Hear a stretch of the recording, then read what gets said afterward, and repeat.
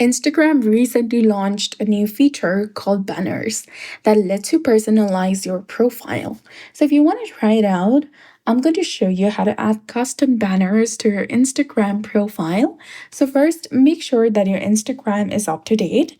And then, after, launch your Instagram application on your device, log into your specific account.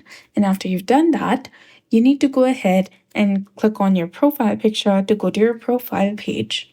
After that, click on Edit Profile option. From this page, you need to go ahead and select the Banners option from the menu that is between links and Reorder Grid.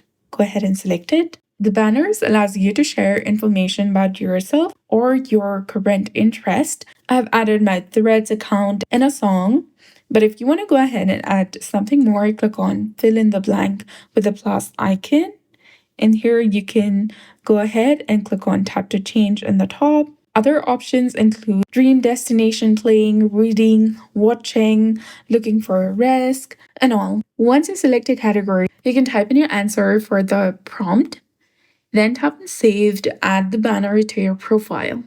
And you can now go back to your profile and see your new banner displayed below your bio and links. So that's all there is to it.